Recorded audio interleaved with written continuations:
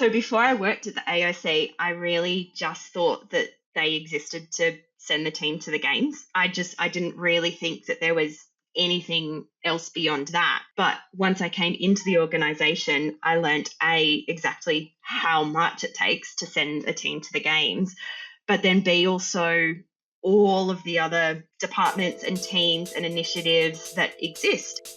G'day guys, coming up on the show today is Lyndall MacInnes. Lyndall is a project manager for the Australian Olympic Committee. And if you wish you were working on the Paris Olympics kicking off this week, well, today you're going to learn how Lyndall navigated career changes across 5 different industries before she landed a dream job at the Australian Olympic Committee.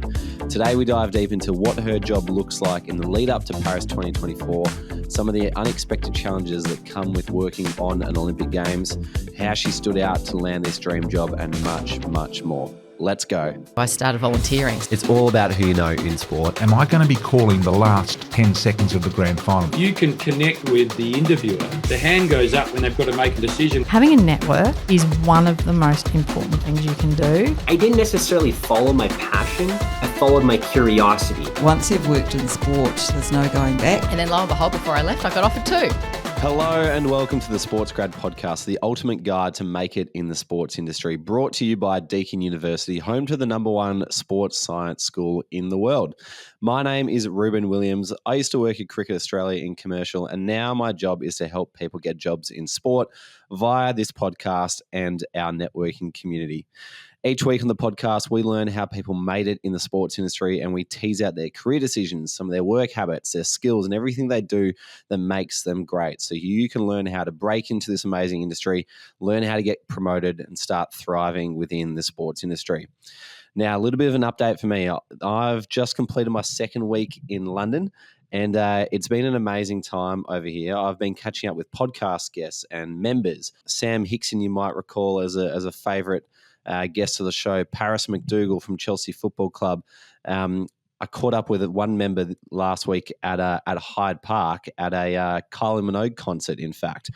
So shout out to Marinda Kidman, who's also been on the podcast too.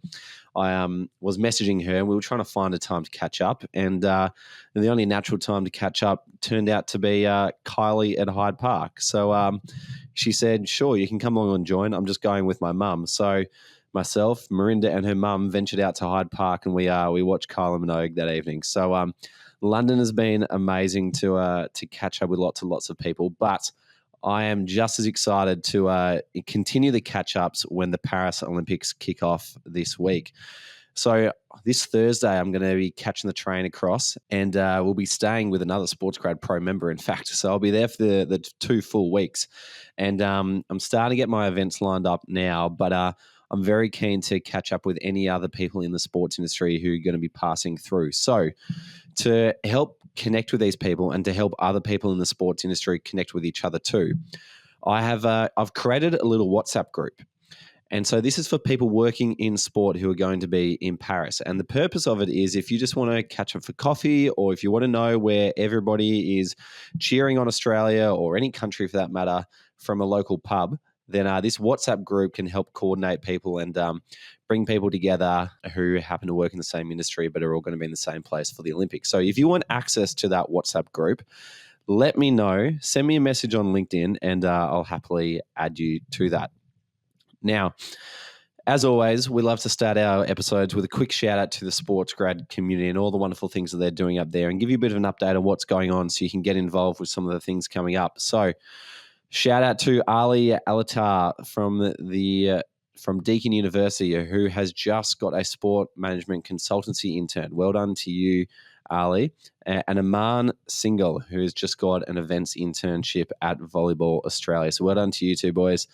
And as always, events coming up. We've got our Rookie Speed Networking happening tonight, 22nd of July, 7 p.m. Australian time tonight. I'll be on that, kicking off in the morning European time. And then next week, we'll get our Pro Community Speed Networking night. So if you want to connect with some of the people who I mentioned before, come along and join that on the 29th of July. And as always, there's an opportunity to learn from some of the best in the business. You might recall Kim Ramnath, who came on the show recently to talk about being a Formula One content creator. She is giving us a social media masterclass on the 12th of August. So look out for that one. But as always, if you want to stay up to date with absolutely everything going on at SportsGrad, subscribe to our newsletter. Head to sportsgrad.com.au/newsletter to join, and you'll never miss out on a podcast episode. You'll never miss out on an event, and you'll never miss out on a job opportunity that comes through us as well. So jump on that. Until then, grab a pen and enjoy this chat with Lyndall MacInnes. Are you aiming for a future in sport? Be ready to transform the industry. Study with Deakin and be prepared to redefine what it means to work in sport. Deakin's School of Exercise and Nutrition Sciences is ranked #1 in the world. So if you want to turn your passion for sport into an impactful career, get ready to push the limits of exercise and sports science, sport coaching, sport development, sports management, nutrition sciences, physical education, and more. Apply now to study at Deakin in 2024. Lyndall MacInnes, welcome to the SportsGrad podcast. Thank you. Thank you. I'm really excited to be here. Well, I can imagine you'd be excited. There's 2 weeks to go until Paris, and you are working on the inside of the Australian Olympic Committee. How are you feeling about it, and what's the energy like at the headquarters? It's amazing. It's so intense. It's chaotic. It's exciting. It's stressful. It's every emotion you could possibly feel at any one time. I think there's obviously the ticking clock leading to the opening ceremony. So we've got 15 days to go as of today. I think all of us have stopped looking at the countdown timer on our website when you open it, because that number is going down very rapidly. But it's very exciting. Everyone's got their head in the game and full steam ahead. And this sort of energy and excitement and intensity of work, is it something that you've experienced before in other roles, just different context, or is this far and above anything you've been a part of before? This one's definitely far and above what I've done before. So I was involved in Tokyo 2020, so pre-COVID. So I was very much in that major event space, but we hadn't shifted into games times mode. So obviously that sort of finished around March, whereas the games are in July. So while I was in that space, and I guess that major event planning space before, I've never been in it at actual games time. So yeah, it's a big learning curve, but I'm really enjoying it. Wonderful. Well, I'm very excited to dive in and find out everything that's going on and how you got to this job as well, because I know a lot of people will be interested in working in an Olympic Games. I know a lot of people have said to us, I'd love to work at Brisbane 2032. So I think there'll be a lot of interest in figuring out, how did you get a job at this Paris Olympics? But before we get into that, we always start off with our quick fire questions. So first one for you, what was your first ever job? So my first ever job, I was a filing assistant at an accountant's office in Parramatta, so just a suburb close to me, and I earned $7 an hour. I worked for 2 hours a week, twice a week, in the dingy little filing area, and just filed. That was literally it, but I sort of worked by myself. The whole rest of the office was upstairs, so I really just listened to the radio and blobbed around a bit. I really didn't do much to earn my $7, but yes, pleased to say that I've only gone upwards from there. I'd say so. I wonder if they've ever imagined that a young Lyndall would ever make it to the Olympic Games one day. So this is very cool. Definitely. And what did you study? What did you study at university? So my first degree was a Bachelor of Music. So certainly not, I guess, the typical path to working in the Olympics. So when I left school, I wasn't really sure what I wanted to do. I played saxophone, clarinet, and a couple of other instruments. And so my music teacher at the time said I should audition for the conservatorium. So I did, got in, did 4 years of classical saxophone there, and then finished that degree. I went straight into a physio degree. So I did 2 years of that, and then dropped out of that because I just couldn't face another 2 years of full-time study straight away. So I did musicology, then some physio, and then very recently last year, I also completed my master's in project management, which is far more relatable to my current work. Yeah, that's a very interesting path, which I'm keen to dive into too. But good to see that you're enjoying what you're doing now. And your favourite sporting moment? So One of my favourite sporting moments is not a really well-known one, but it was when Campbell Harrison, who's one of our Australian sport climbers, qualified for the Paris 2024 Olympics. My husband is one of the national sport climbing coaches, and it's actually how we met. I used to climb, and so have always been very passionate about the sport. And my husband was down at the competition, and I was watching it at home on YouTube, and Campbell came out, and the boulder round had gone well, but it could have gone either way between a couple of the Australian men. But then in the lead round, he came out, he topped the climb, and just the raw emotion like on his face. I was in tears on the couch. Alex, my husband, said everyone was in tears at the venue. Like, it was just a really, really special moment for someone who's been in the sport for a really long time, to see them actually achieve that dream that was so important to him. And yeah, that just stands out for me. Amazing. Well, hopefully we'll see plenty more of those moments when the Olympics roll around. Definitely. And what is one book or podcast that you would recommend that has helped you with your career? I definitely think the SportsGrad podcast has helped me a lot. It's been really... Thank you.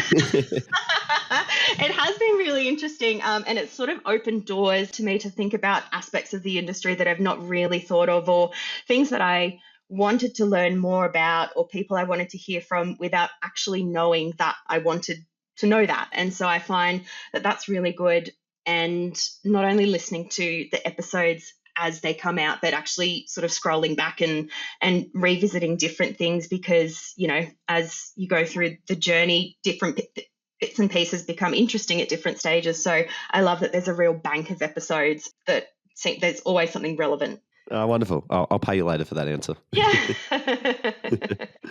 And what's one platform that you use at work that you couldn't live without? So there's two that I definitely couldn't live without. The first being Excel, but then the second one being ClickUp.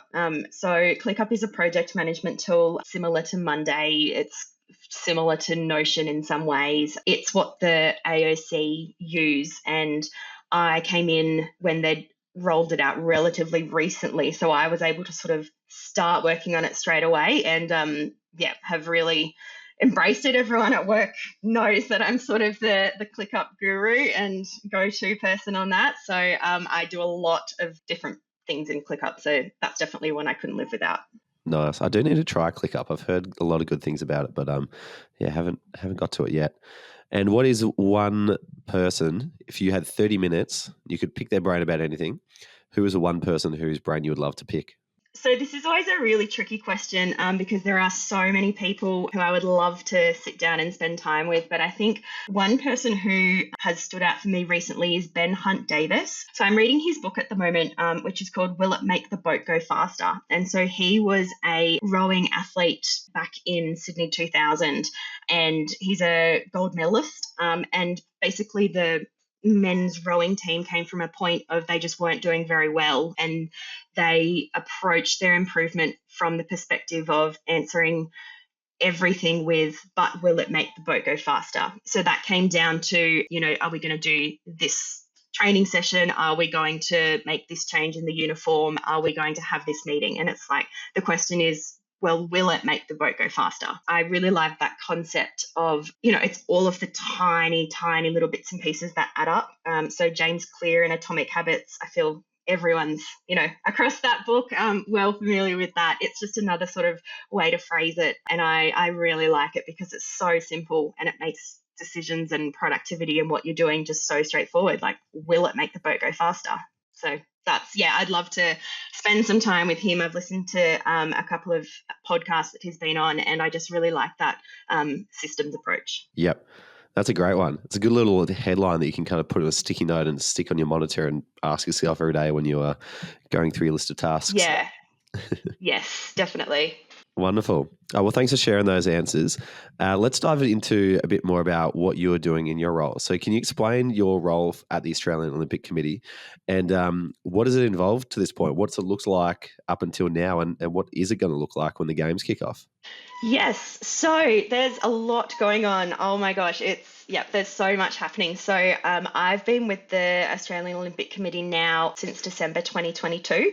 So about 18 months now. And in, I think, April earlier this year, I switched from being in the team operations manager role into the Homefront project manager role. So I've got two sort of very different perspectives and range of experiences within the business. So what I'm doing now for these games looks very different to what I thought I'd be doing a couple of months ago, but they're both really exciting, and I'm so excited for what is to come during the games. So Homefront project manager. So what that means is I am coordinating, I guess, and managing everything that's happening on the home front here in Australia. So we have a team of about 1,000 people heading to the games.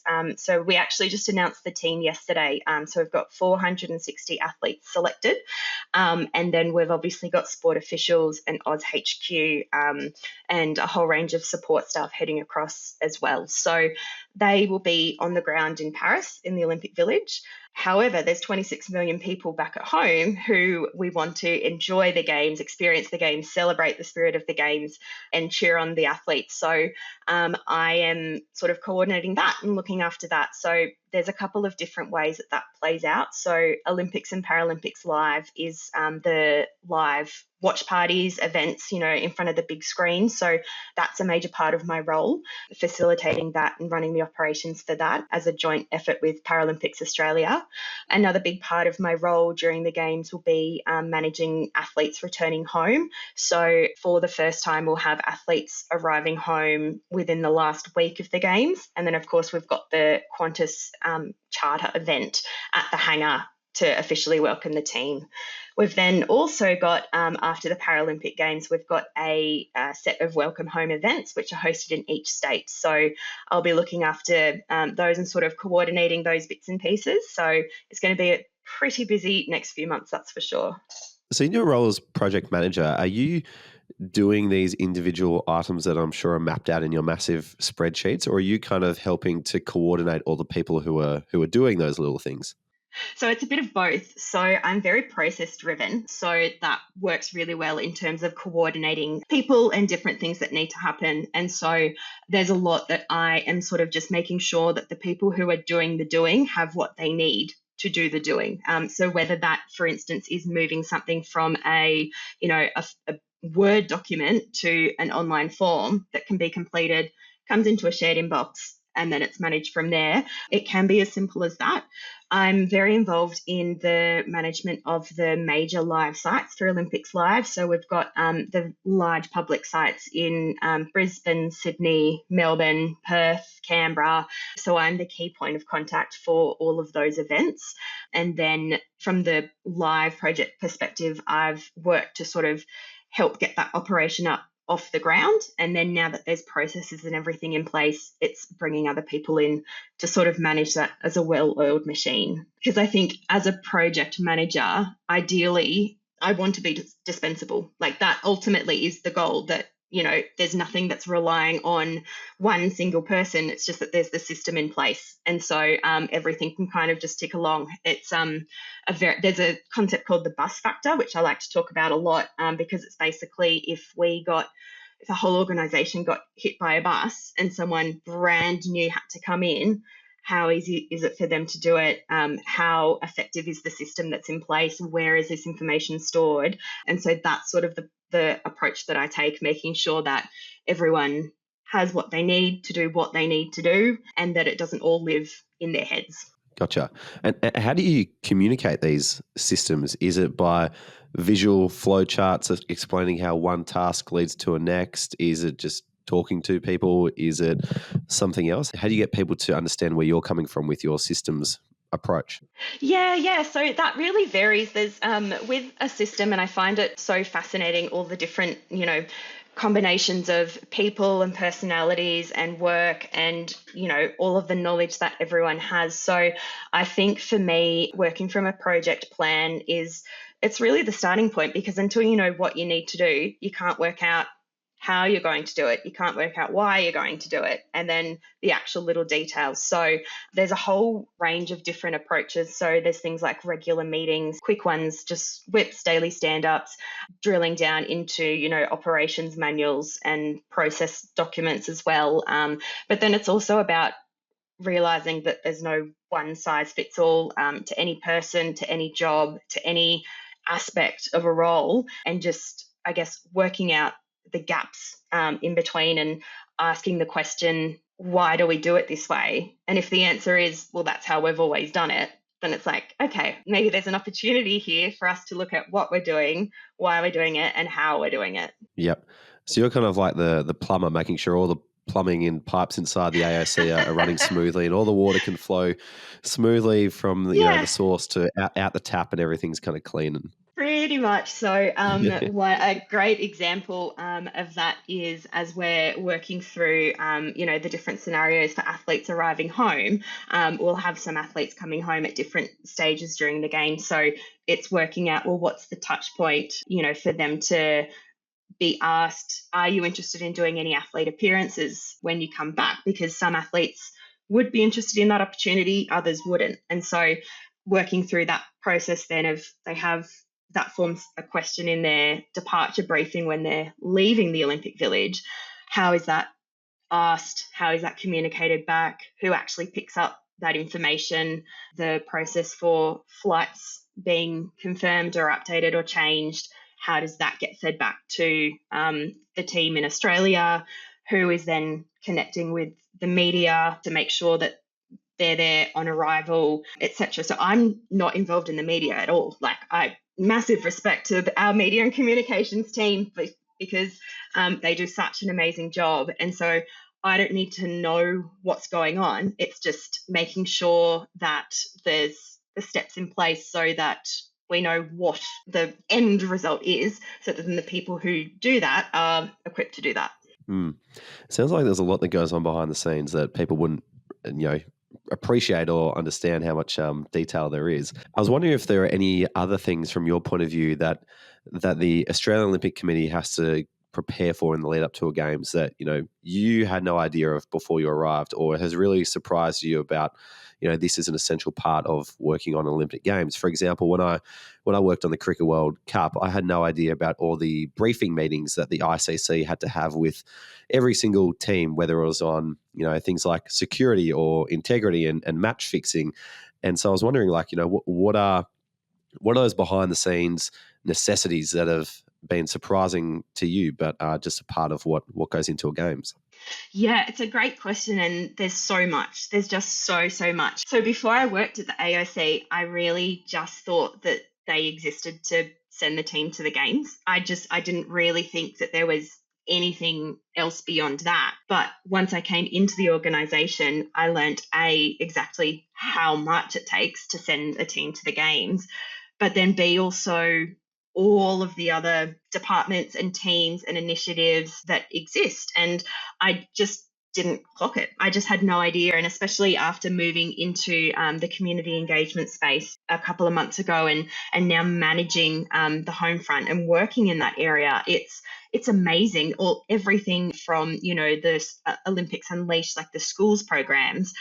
We have Olympians going out into schools daily.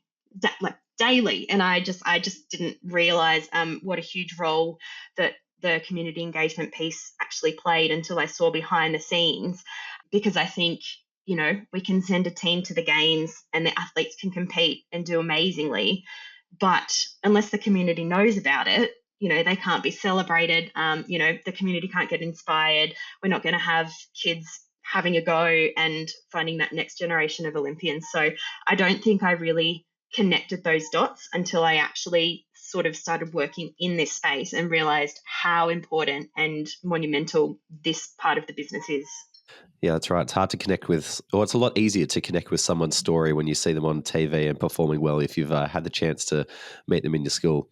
Yeah, for sure. In terms of the Australian Olympic Committee staff, how are they split up during tournament time?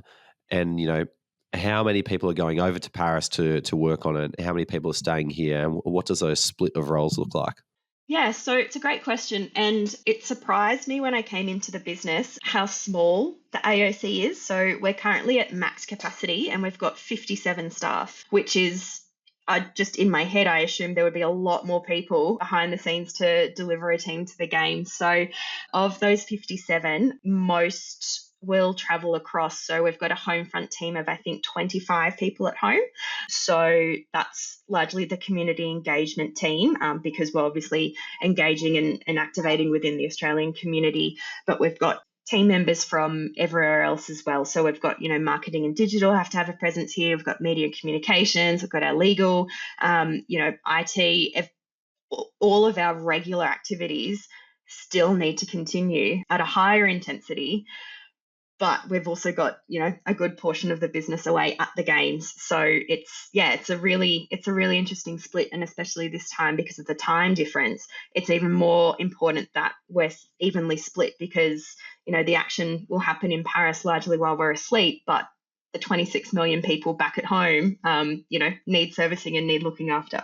And what do you suspect the biggest challenge will be for those people on the ground in Paris? Oh, that's a great question as well. I think having not been to a games before, it's always hard to conceptualize what that actually looks like. Even from a home front perspective, we're talking about our ways of working and what that looks like here. And it's completely different, games time or tournament time to anything else. So I think on the ground, the challenge would be that you actually have the athletes there who are competing, who are actually doing the thing that you've worked so hard to achieve. And I think it's an amazing system and so many bits and pieces that have to fit together.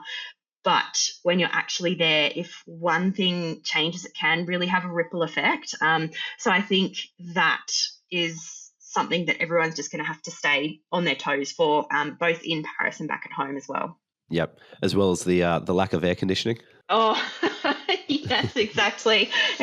No, our team are very well equipped. The AOC actually worked with a leading heat mitigation specialist on the different strategies and the level of detail that he went down into. I would like to engage him to come and set my house up to stay cool, because honestly, he just explained it so well. But I mean, that's a great example of the air conditioning and the heat mitigation's been in the news, but you only really see the headlines about what that actually looks like and all the work that's done behind the scenes with our operations team, with our, performance support team.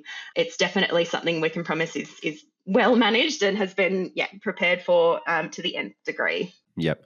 I think it would surprise people how much time, effort and resource gets put into making sure elite athletes just have everything they could possibly need to be comfortable and to perform at their best. Whether it's things like on a massive scale, like making sure the entire Australian Olympic Committee has, cool air to sleep at night, or even, things like, I've spent time with the Australian cricket team, and for them to be comfortable when they go on tour, they literally pack an entire coffee machine or a golf simulator, like anything they need to be happy on the road and perform at their best, like they get. Oh, absolutely. Yeah, absolutely. So some people might think like, why are they spending all this money to get these experts to make sure that the cooling is right? But like when it's elite competition with the best athletes in the world, like no expense is spared. Yeah, 100%. And honestly, just the level of detail that goes into every aspect of the games, like everything, it's so carefully thought through. It's so carefully walked through. So every decision that is made around the games and what the team experience looks like is actually viewed through sort of three lenses. So there's the team experience lens, there's the operations lens, and then there's also high performance lens. And so the air conditioning is a great example of that, because we want to obviously make sure from a high performance lens that our athletes are, cool and happy and, well prepared to compete at their best. And so, engaging with professors in heat mitigation and, world leading experts, that's, we're covering off on that and working with those teams. But then from a team operations lens, we have to make sure, like logistically, actually on the ground, there's things like budget to pay for air conditioning. There's things like installing the units and what that actually looks like. So you have to make sure that operationally the solutions we put together will work. But then also the team experience point of view from, like what does that look like for the athlete to be able to turn the fan on or turn the air conditioning on? Because it all sort of works together. And they're the three sort of approaches that all of the decisions are made through, but down to the nth degree, like how many coat hangers do we provide in the rooms so that there's not too many, there's not, that there's enough. And yeah, there's a lot of details that are just behind the scenes and never really thought about until you are working on them. I'm sure we could chat for hours about the amount of detail that's going into these games and what you're sitting across. But we definitely could. I do want to chat about how you got this job, because I think a lot of people will be listening to this going like, wow, I'd love to help out the Australian Olympic Committee at some point in the future. So you mentioned at the start of the episode you came through a music degree and then a physio degree and eventually got into project management. Tell us about a bit of your work experience history that led up to this role. Yes, so it's definitely a pretty unique resume. I don't think you'd find many people working in the sports industry who started off studying classical saxophone. So I guess the message is that you can get wherever you want to get. You can be whoever you want to be. So yes, so as I said before, I left school, studied music at the conservatorium, put myself through uni doing that by teaching clarinet and saxophone, conducting school bands and that sort of thing. I finished uni, did my 2 years of physio, did a bit of traveling, and then sort of realized I just needed a break. I'd done 6 years of uni and just wasn't ready to do 2 more straight away. And so I started working at Flight Centre. So I was a travel agent then. So I worked in Stanhope Gardens Flight Centre store, which is now closed down. So I did that for a couple of years. I then moved into working in wholesale travel. So that's sort of the behind the scenes, not dealing with customers face to face, but back of house.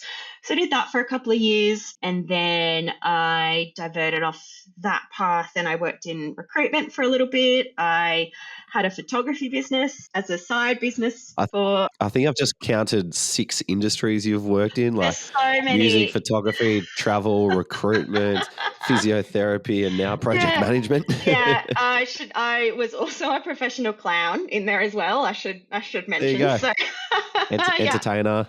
Yeah, exactly. And so, ended up working in corporate travel. And that company is, I worked for Concierge Business Travel, who are now Lyndall MacInnes. So when I was working in corporate travel, they are the supplier to the AOC. So we would look after all their just staff travel. And we, for each games, would provide a secondee into the business. And so I put my hand up and said, hey, I'm actually really interested in doing this for Tokyo, because I'd been there at the company for about 18 months and was really ready to sort of take that next step and, really push myself to do something a little bit differently. So I put my hand up, said, hey, I don't know what you're thinking for this role, but I'm really interested and would love to sort of work on the games if there was opportunity to do that. And so through that path, I started working on an external secondment to the AOC. So I worked mainly from my travel agent office, but then started gradually increasing. So I would work in their office, 1 to 2 days a week, and sort of became part of that games delivery team. And so I did that, and so sort of accidentally slid into working on the Olympics. So, but I loved it straight away. And so as the air travel manager then for Tokyo 2020, I was responsible for doing all of the bookings, working with all the sports. The challenge with operations for anything in the Olympic space is nothing's really known until the final team selected. So, we're now 2 weeks out from the games and our team was announced yesterday. But obviously flights need to be booked and, everything needs to be organised and arranged and planned well in advance. So it's a role of being comfortable working in the grey and working on everyone's best assumptions. So for Tokyo, that was a lot of working on, group seats, group flights. Can we do this? Working with the individual sports on how certain they are particular athletes would qualify. So for instance, for a rugby team or for a hockey team or anything like that, if the team is coming from a set location and we know there's going to be 14 male athletes, we can book group seats with confidence. If they're coming from their pre-games training camp, we can book and hold them and that's fine. But for all of the athletes who, may or may not be selected and are coming from all around the world, it's really tricky to to juggle, price and availability. It's exactly the same as if you were going to book flights to go on your own holiday, but you're not really sure if you're going to go. You have to weigh that up, but times that across 32 sports and 400 odd team athletes plus officials. So, but I loved it. I really, really loved it. So it was very, a lot of attention to detail, which is my jam. I love that. And it really sort of built upon my travel agent experience and having done, groups and events and conferences and that sort of thing. It just really took it to the next level in terms of working with the sports, and just my first taste of working in the sporting industry and working with high performance operations managers from, so many different sports and teams. I think it would surprise a lot of people that the travel industry seems to be a bit of a pathway through to the sports industry, which perhaps when you think about it makes sense because teams are traveling all the time.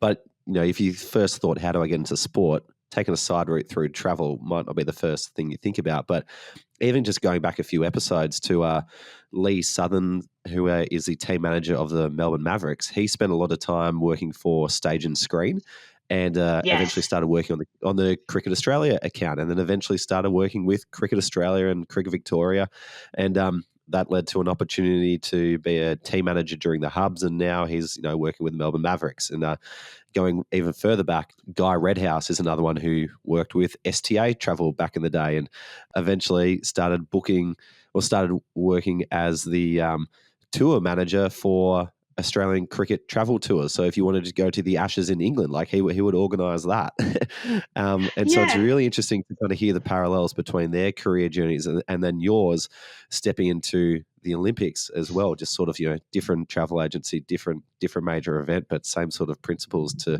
where you ended up. So that was just one observation. One sort of really brass tacks question coming from the savvy travel person in me who's booked a lot of flights and knows that the later you leave booking the flight, the more you got to pay. Yes. Like, what happens to manage the cost of that? Like, does the Australian Olympic Committee pre-book some flights and fill in the name later, or do they just have to cop the price of a flight to Paris that's 2 weeks before the date? Great question. And so that, I guess, is the part of that working in the grade, because this is happening for flights, but it's also happening for ordering uniforms. It's also happening for booking accommodation. It's also happening for, having team members on the ground. It's, the village logistics and all of that sort of thing. So part of the role as air travel manager is working with those sports to work on best guess. So say with the team sports, we can book group seats with a very high level of confidence, knowing that the team will be coming from, here to here. It's also interesting working with the different sports because there's such a range in, I guess, scale of operations. You've got your sports such as rowing and swimming and athletics who have really large international presence, right down to sports who are run by volunteers. And so the way that you sort of have to approach all of the sports, and this is the case across any decision that's made, is everyone's different. There's no one size fits all, and so it's working through that process. So obviously we want to try and balance the costs as best as possible, and working on as the best information that we have at the time. And so it was interesting when I was doing the flights for Tokyo, we'd booked, I think, about 70% of the flights when COVID hit. And so we worked backwards from there. But I know we'd not booked very many flights for the athletics team at all. I think we'd booked maybe 2 at that stage because there was just too much uncertainty and weighing up that risk versus availability. So it's a puzzle with lots of moving parts, and it just kind of comes together tiny piece by tiny piece. And just to connect the dots between your secondment with the AOC from your travel experience, how did that lead into the contract that you're currently in now?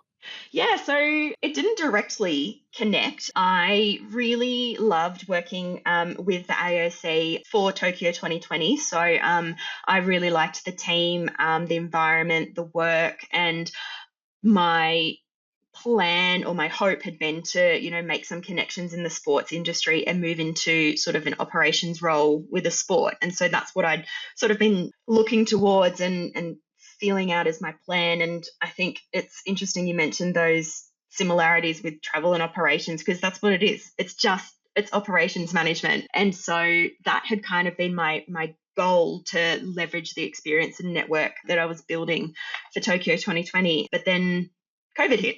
And so that obviously changed everything for everyone, including, the Olympics and the travel industry. So my sort of, I guess, perfect plan was not really an option, because there was no job to continue doing or anything like that. And so the way that it all kind of fell together, the games were postponed. I got stood down from my role, like pretty much everyone in the travel industry at the time. And so I went on the JobKeeper allowance. I was lucky enough to receive that, which made a big difference. So I did my graduate certificate in project management. And so I was able to apply and do that because of the experience I'd had with the games, so working on Tokyo 2020. So I was lucky enough to do that and be supported while I was on JobKeeper, and then started applying for roles, everywhere, as so many people did during the pandemic. It was just putting your resume out there, applying for everything. So yeah, I was doing that at the same time as I was doing my graduate certificate in project management. And the reason I picked project management was because I thought that it would help get me back sort of into that space, because I felt like, oh yes, team operations, I've found my niche. This is what I want to be doing. And so I was studying, applied for jobs. I got an interview and landed a job at the Department of Defense. So that was very, very different again. So that was I was a logistics manager. So integrated logistics manager in explosive ordnance. So I looked after supply chain and logistics for artillery, mortar, grenades, and armoured fighting vehicles. So moving explosives around the country. Wow. And that sort of thing. So serious stuff. it's not, again, it's not something I ever thought would eventuate from a degree in classical saxophone, but there you go. So Do people at the AOC know about your history? Because I feel like people are going to listen to this and then come into the office with a lot of questions after hearing about your career background. So many questions. I know. So it was funny that working on Tokyo 2020, I wanted to get back there. So I did the project management qualification, which was what got me into projects in defence and managing that. And so I did that for 2.5 years. We moved out into the Hawkesbury, so quite far out of Sydney for those who aren't familiar, because I was working out that way and I was like, no, I'm set, got a government job. It's great, working on, tanks and armour, and, there's going to be no stand downs. It's very, very secure, very safe. And so we moved out because I thought, I'm not going to go back into the city.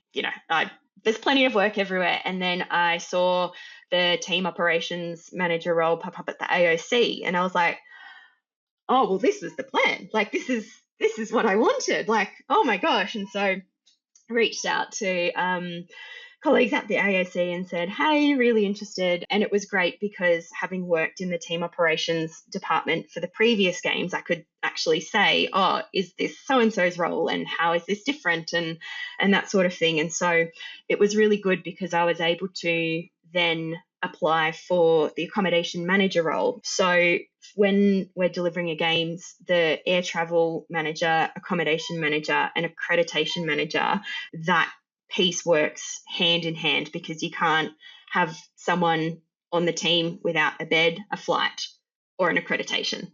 You need all three. All three have different, restrictions. If there's no flight arriving from this city on this day, then it doesn't matter if there's a bed and an accreditation. But if there's no bed, doesn't matter what time the flight gets in and the accreditation. So I applied for the accommodation manager role because I'd obviously had an idea of what that looked like and worked really, really closely in that space for Tokyo 2020. But it was great because I was able to go back to the AOC, and when I interviewed for the role, I was in a position to be able to say, hey, well, I've done XYZ since I left. So it's been 3 years, but in that time, I got experience in, managing $300 million of explosives.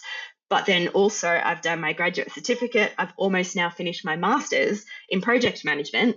And so I actually have a lot more to bring to the table than I would have. If COVID hadn't happened, I wouldn't have been able to get myself sort of back into the AOC, I guess, properly as an employee, not as a secondee. So that's what I mean when I say there's no direct link, but it was the steps that I took in between that actually made it possible for me to come back, because I had a lot more value to add, which was really good.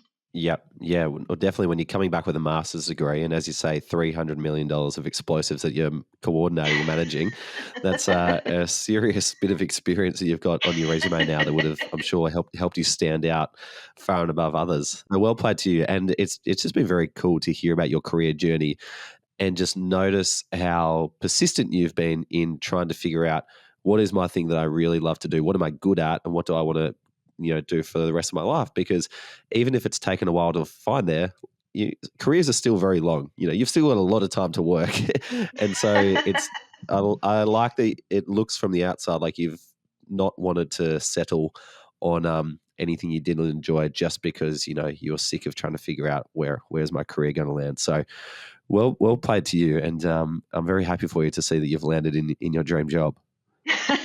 Thank you. No, it's great, and I'm so lucky to have been able to use COVID as a positive. It was one of those things, when you look back, it worked out, the pandemic in this sense. It worked out much better than it would have otherwise, but certainly at the time it didn't feel like it, especially when the Tokyo Games went ahead a year later and I had no involvement in it at all. I knew what was going on behind the scenes and all of that sort of thing. So yeah, it was great to come into the accommodation role because that is so inventory based. I think all up it's managing, I think it was about 21,000 room nights booked across the games in some ridiculous number of sub-sites and hotels and the Olympic Village and all of that sort of thing. So it was actually really great to be able to hit the ground running with really transferable skills into that team operations role. And there are a lot of changes since I'd been away, but it was also really good to be able to just build straight on, existing things that we'd been working on while I was still around. One final question for you. The games are going to be this once in a lifetime, hectic, inspiring, challenging, and incredibly rewarding experience, I'm sure. What advice will you be giving to yourself to make the most of this opportunity that you've got to be so closely involved and perhaps, enjoy being a part of it as opposed to letting it just pass you by? Yeah, it's one of those things, I think, and everyone at the AOC has felt it because we've been working towards this deadline for so long. It's just so long, this deadline of the 26th of July, the opening ceremony. It's just been coming. And I think it's really important to keep track of the importance of what we're doing, if that makes sense, and seeing the reason why we're so focused on the tiny details, and it's what we're actually doing it for. And so I think now that I've been working in the community engagement space, we've just launched the live sites in Brisbane and Melbourne, as I mentioned. So we actually went along and had the media event for that. And, we had our boxing kangaroo mascot there and, he was jumping around and we had green and gold flags. And it was just really nice to kind of step away from the laptop and feel, this is what we're doing it for. This is really cool. This is really exciting. So I know, the team on the ground, once they're getting into the village, which the soft opening as of date of recording is tomorrow. So, they're itching to get into the village and, start doing room readiness. So that is things like putting doonas on beds and putting fans in and all of that sort of thing. I think it's just, whether over there or on the home front back in Australia, just remembering and taking those moments to stop and go, we did this. Like we actually did this, and look at the effect that it's had. So I think we're all keeping ourselves accountable for that. We actually just wrapped up. We had a Games Fit passport in the office that our people and culture team rolled out. So we had, they organised some boot camps and Pilates classes, and you could tick off if you did over your 10,000 steps per day, and if you did a walking meeting, or you went and did a different sport or something like that. And so that was a really nice way, I think, for everyone to, as soon as you gamify something, everyone's like, oh yeah, I'm going to tick off this box. I'm not going to break that streak. So I think it's just those little things rather than anything huge, reinventing the wheel. It's just staying focused on those little things and keeping them in mind. Amazing. Well, it's going to be a special time, and I wish you all the best, and I hope you have a wonderful tournament, and hopefully all the planning preparation you've done goes smoothly. I'm sure it will, knowing you and the amount of work you've put in, that it'll go off without a hitch. So good luck with it all, and thank you so much for coming to the podcast. It's been very insightful learning about what you do and hearing about your inspiring journey, to be honest, to where you've got now. I really appreciate you sharing that with me. Oh, thanks so much. No, thanks for having me. It's been great to chat and really enjoyed it. And for those people who want more on sports travel and how to get into sport, I mentioned Leigh Southern from the Melbourne Mavericks. He appears in episode 285. And Guy Redhouse is the other one who's also had some sports travel experience back in episode 254.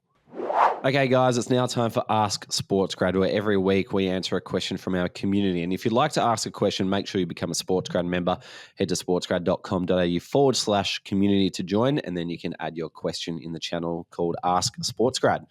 Now, this one comes from Jason, and he says, Rubes, any advice on how to pitch for a new project internally? Great question. And nailing this can really elevate your career because it gives you extra experience, which then gives you examples that you can use in future interviews, which then helps with, future promotions or a new job at a new organisation. So I had a bit of experience with this when I was at Cricket Australia, because I pitched a project which was called the #WatchMe World Cup viewing parties. And the idea was to give people the tools that they needed. So there's little party packs that would encourage people to come together and watch the Australian women's cricket team during the 2020 T20 World Cup. And so it was for people to get together in their homes, their businesses, their schools, at their cricket clubs, and create connection through watching cricket together. But this was completely outside of my role. And so to get this across the line, I had to go and pitch it up the chain. And one of the things that really helped with it was it addressed a significant problem that Cricket Australia was trying to solve for, and that was, how do we increase participation in female participants in cricket? And this was like a huge thing on the Australian cricket strategy at the time. And so when I pitched it to the chief operating officer, he said, this has come at a really good time because we're not addressing this as good as we can. So the first thing I would probably recommend to you, Jason, is make sure your project solves a problem that is aligned with the strategic objectives of the organisation. And if you don't know what they are, go and find out what they are. That would be my first point. Make sure it's actually solving a business problem.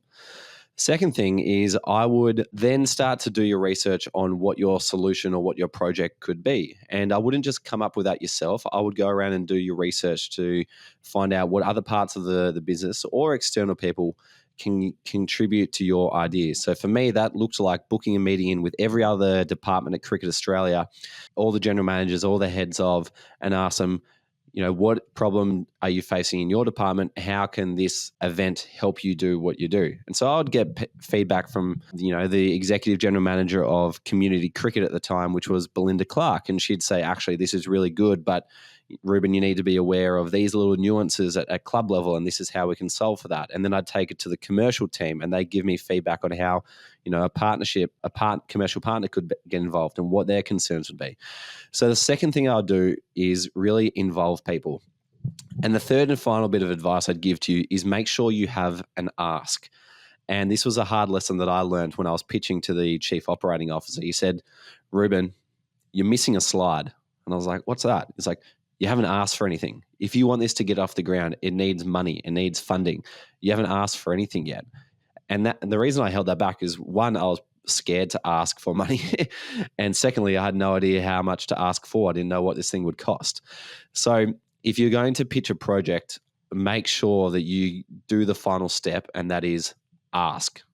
Doesn't hurt if they say no, but make sure that you hold your ground and deliver it with conviction and say that if I truly believe in this project and it can solve a problem, this is what needs to happen.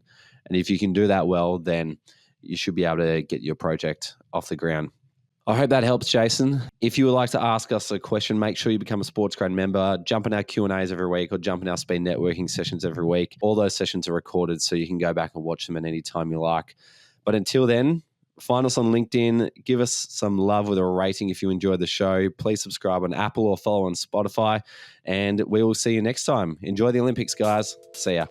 Hey friends, one last thing before you go. If you really want to make an impact in sport, then subscribe to the SportsGrad newsletter. Inside, we share all the latest job openings and networking events, so you're always aware of opportunities to land a job and grow your network. Plus, we share a Q&A with a professional on how they grow their career in sport.